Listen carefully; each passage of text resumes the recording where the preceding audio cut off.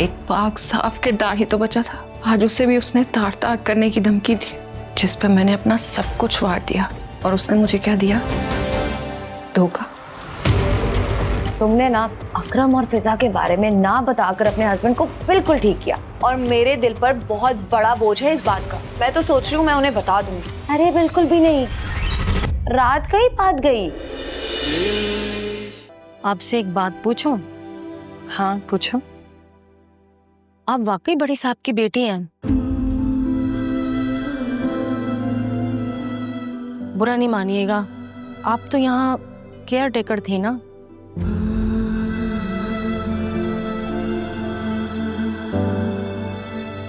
कभी कभी अपनों तक आने के लिए अजनबी बनकर रहना पड़ता है। सैफ साहब बहुत अच्छे थे, बहुत ख्याल करते थे सबका। पापा बहुत अच्छे थे वाकई। जी, सबका बहुत ख्याल करते थे। और रहा बीबी में तो उनकी जान थी। वो आपसे अभी भी नाराज है ना? मान जाएगी। क्या हो रहा है? मैं शिफ्ट हो गई हूँ यहाँ। क्या शिफ्ट? तुम बाहर जाओ। किस खुशी में? किसने इजाजत दी है तुम्हें? ये मेरे बाप का कमरा है आसिया। तुम तो क्या, कोई भी मुझे यहाँ पर आने से रोक नहीं सकता। और ये इख्तियार तुम्हें किसने दिया? तुम पर तो मेरा कोई इख्तियार नहीं है, अलबत्ता अपनी बाप की हर चीज पे मेरा पूरा इख्तियार है, और इसे इस्तेमाल करने से मुझे कोई भी नहीं रोक सकता, तुम भी नहीं। समझ लो इस बात को। बाप की इज्जत जाग रही है। उस बेटी की बाप की इज्जत जाग रही है जिसने इस घर से जाते हुए अपने बाप की इज्जत का जनाजा निकाला, जिसकी वजह से मां मर गई। बाय द वे, ये बातें मुझे तुम्हारे मरहूम बाप ने या तुम्हारे भाई ने नहीं बताई थी, बल्कि जनाजे में आया हुआ हर इंसान यही बातें कर रहा था।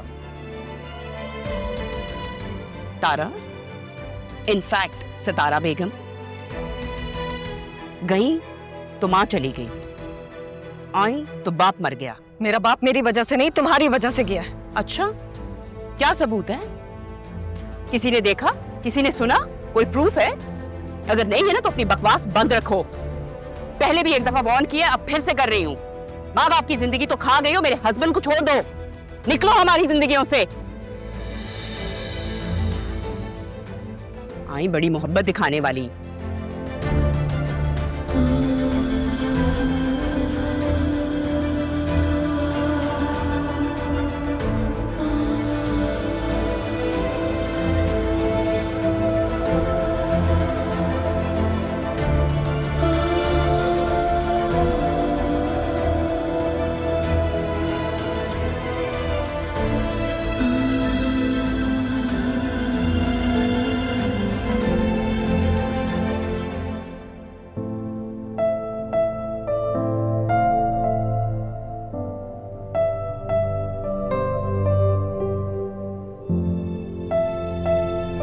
यहाँ अकेली क्यों बैठी हो? पहले अकेली नहीं थी, अब हो गई हूँ। पता चल गया मुझे मेरा इस दुनिया में कोई नहीं। तुम यहाँ क्या कर रहे हो?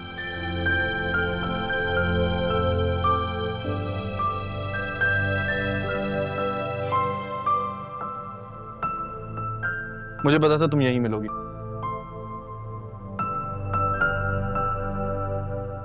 असिस्टेंट कमिश्नर का टाइटल मिलता है आपसे तुम। सॉरी, आपसे बात करनी थी। अब बात करने का क्या फायदा? जब बात करनी चाहिए थी तब तो तुमने खामोशी ओढ़ी भी थी। मैं जानता हूँ आप पे क्या गुजर रही है। आपके इस दुख को मैं लफ्जों में समेट नहीं सकता, ना ही मेरे पास कोई पैमाना है इसे मापने का। लेकिन प्लीज मेरी आपसे एक छोटी सी दरख्वास्त है, अपनी माँ को माफ कर दो। मेरी माँ? मैंने तो ज़ैनब भी को अपनी माँ समझा था, बल्कि माँ से बढ़कर। तो उन्होंने कोई कमी तो नहीं छोड़ी थी? मेरी अंदर की कमी को वो बाहर लेके आके मुर्शिद के तौर पे मेरे सामने खड़ा कर दिया। तुम क्या चाहते हो मैं एक्सेप्ट कर लूँ ये बात? तुमने ये बात मुझसे कैसे छुपा ली अरमान? हम सब सिर्फ आपको इस दुख से दूर रखना चाहते थे। दुख नहीं अरमान साहब, धचका लगा। ऐसा लगा किसी बहुत अपने ने बहुत ऊंचाई पे लेके जाके धक्का दे दिया, उसने जिससे मैं सबसे ज्यादा प्यार करती थी। फिर तो आपको सैफ साहब से भी नाराज होना चाहिए, सबसे करीब तो आप उनके थी ना। हम सब ने सिर्फ सारी जिंदगी ये कोशिश की कि आपको इस दुख से दूर कैसे रखा जाए, आपको इससे बचाया कैसे जाए। एक माँ अपने बच्चे को, छोटे से बच्चे को अपनी ही गलतियों की वजह से घबरा कर अपने वालिद के हाथ में थमा के चली गई, कभी ये सोचा आपने? सोचिएगा अगर कभी खुद से फुर्सत मिले तो।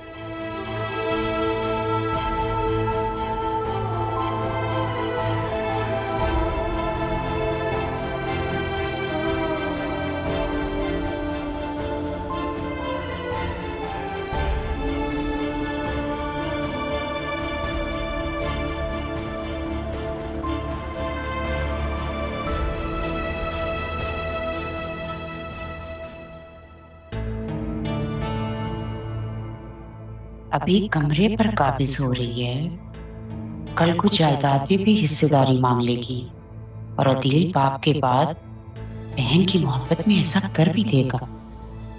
उफ अल्लाह, हद है अदील की भी। क्या क्या सोचा था और क्या हो रहा है। जिंदगी में सुकून ही नहीं आके दे रहा इन लोगों की वजह से। ज़ैनबी, बात सुनिए, इधर आइए।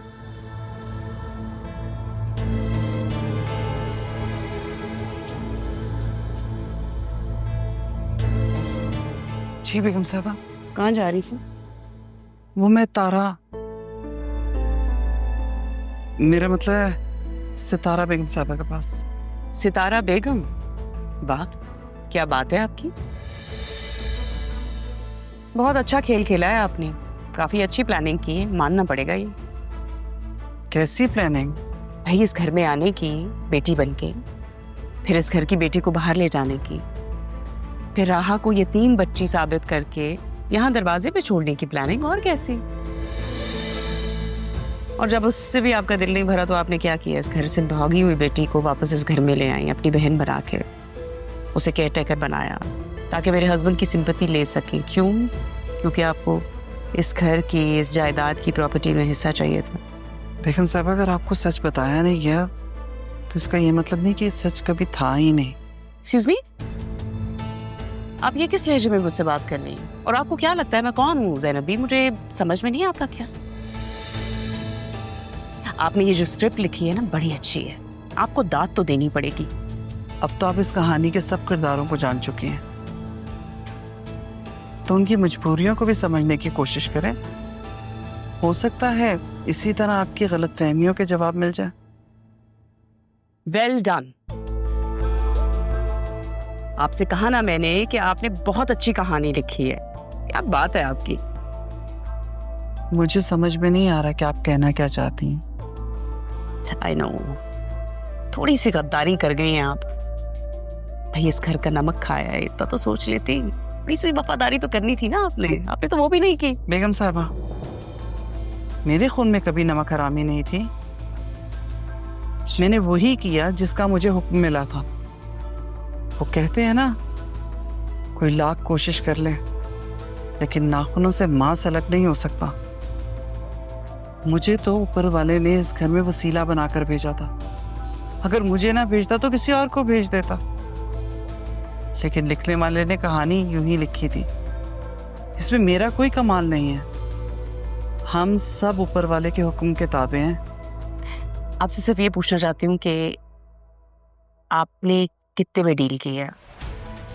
भाई अच्छी खासी बड़ी कहानी लिखी है, टाइम लगाया आपने, बड़ी जहानत से सब कुछ किया है, तो पैसे तो लिए होंगे ना?